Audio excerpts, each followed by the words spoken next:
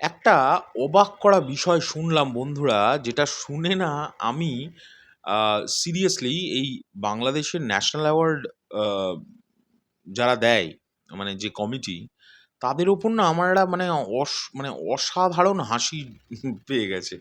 যে তারা একটা যা যুক্তি দিয়েছে এরকম শোনা যাচ্ছে। আমি কিন্তু নিজের চোখে দেখিনি, এটা কোথাও প্রকাশ হয়েছে। অনেকে দেখছি আলোচনা করেছে যে ধূমপানের দৃশ্য আছে বলে বেশ কিছু সিনেমাতে, যেগুলোতে মোটমাট ধূমপানের দৃশ্য থাকবে বা কোনো নেশার দৃশ্য থাকবে, সেগুলো নাকি ন্যাশনাল অ্যাওয়ার্ডের যোগ্য নয়।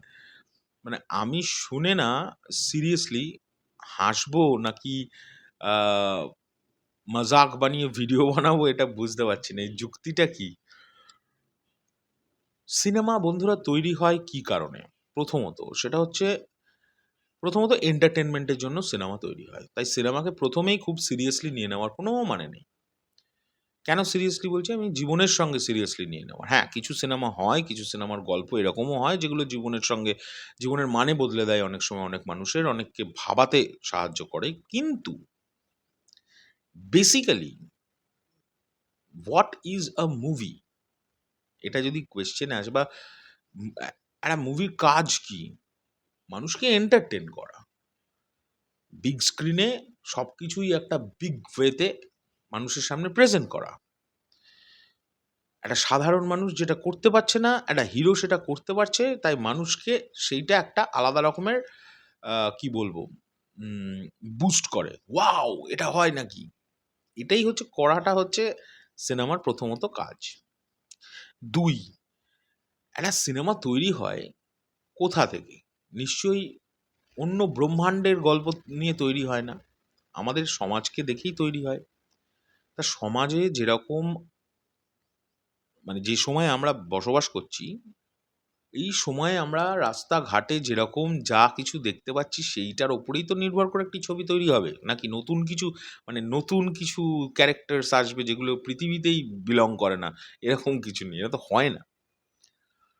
তো আজকের দিনে যে কালচার, জেন জি কালচারকে আমি সবসময় যে খারাপ বলব একদমই নয়। নেশা করা বা পার্টি করা, যাই বলো, এই টেনডেন্সি প্রতিটা সময়েই ছিল। একেকটা সময়ের আ কি করে বোঝাবো ওটা? কি বলে? আউটবার্স্ট টা একেক রকমের ছিল।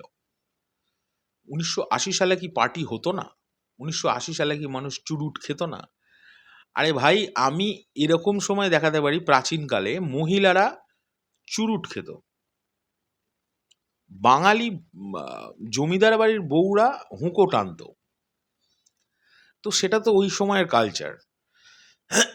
এবার ওই সময় কোনো একটা গল্প করতে গেলে তো আমাকে তো সেই চুরুট বা হুঁকো টানা তো দেখাতে হবে।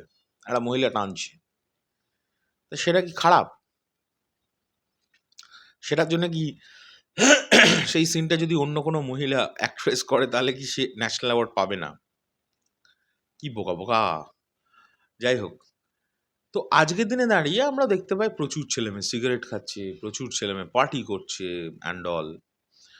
তো সেটাই তো এখনকার গল্প যদি আমি করতে যাই, সেটা তো দেখাতে হবে বস।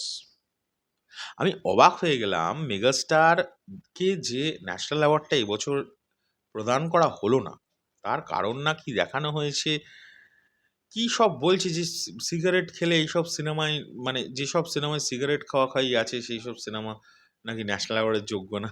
আমার খুব হাসি পেয়ে গেল। তার মানে বাংলাদেশে লাস্ট ২-৩ বছরে যে সিনেমা তৈরি হয়েছে একটাও তো ন্যাশনাল অ্যাওয়ার্ড পাওয়ার মতো না। শুধু তার মানে 'উৎসব' বলে সিনেমাটা ন্যাশনাল অ্যাওয়ার্ড পাবে, মানে যেটায় সিগারেট খাওয়া নেই। তার মানে 'উৎসব' ন্যাশনাল অ্যাওয়ার্ড পাওয়ার মতো সিনেমা হয়েছে? আচ্ছা, সিনেমা কাকে বলে? আমার একটু জিজ্ঞেস করার ইচ্ছে আছে। এক্সাক্টলি তাদের মতে সিনেমা কি? যাই হোক, এটা একটা বিশাল আলোচনা তৈরি হয়েছে। আর সিরিয়াসলি বলছি, মেগাস্টারের না অলরেডি এই ন্যাশনাল অ্যাওয়ার্ড নিয়ে কথা আমি কেন বলিনি জানো তো? একটাই কারণে, বিকজ মানুষটা ৪ খানা ন্যাশনাল অ্যাওয়ার্ড পেয়েছে। এমনি পেয়ে গেছে এরকম তো নয়। তো সকলের চেয়ে যাই হোক, একটুখানি অস্বাভাবিক বিষয়টা, ৪ টে ন্যাশনাল অ্যাওয়ার্ড। একটা দেশের তরফ থেকে ৪ টে ন্যাশনাল অ্যাওয়ার্ড একটা মানুষ পায়। কিভাবে পায়? ওইজন্যই উনি মেগাস্টার। তো আমার প্রশ্নটা অন্য। এবছরেও ওনার পাওয়া উচিত ছিল।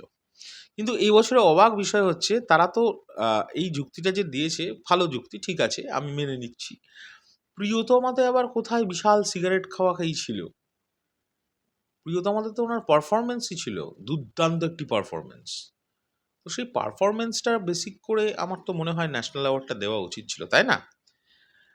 তো এই যুক্তিটা পরের বার খাটাবেন যে তুফান করেছেন তিনি। আমি জানি, বুঝে গেছি, কারণ এর পরেই আসবে তুফান। ন্যাশনাল অ্যাওয়ার্ডের জন্য নমিনেশনে তুফান টুফান থাকবে, আই হোপ সো। হাসি পায় এই ধরনের কথাবার্তাতে, হাসি পায়। দয়া করে নিজেদের না সংশোধন করুন। আমি এই পুরো ন্যাশনাল অ্যাওয়ার্ড যে ন্যাশনাল অ্যাওয়ার্ডের যে টিমটা আছে তাদেরকে বলছি, প্লিজ দয়া করে সংশোধন করুন নিজেদের। মনটাকে বড় করুন, মানসিকতা বাড়ান, আর হিংসে করবেন না। মেগাস্টারকে হিংসে করে কিচ্ছু লাভ নেই। আপনাদের পুরো একটা দেশের ইন্ডাস্ট্রি চলছে ওই লোকটার একটা সিনেমা এলে। অন্য সিনেমাগুলো কেউ দেখতে যায় না। এটা আমি দায়িত্ব নিয়ে বলছি। আমি নিজের চোখে দেখেছি। আমি বাইরের দেশ থেকে বুঝে যাচ্ছি আর আপনারা নিজের দেশে থেকে বুঝতে পারছেন না। যাই হোক, আমার এটাই বলার ছিল। আমার যা বলার আমি ছোট করে বোঝানোর চেষ্টা করলাম। তোমাদের বুঝলে বোঝো, না বুঝলে আমার কি। মেগাস্টার যে জায়গায় ছিল সে জায়গায়ই থাকবেন। কেউ কি তার জায়গা পরিবর্তন করতে পারবে না? এগুলো বেকার, তাই এসব আলোচনা তুলিয়েও কোনো লাভ নেই বস। চলো, টাটা।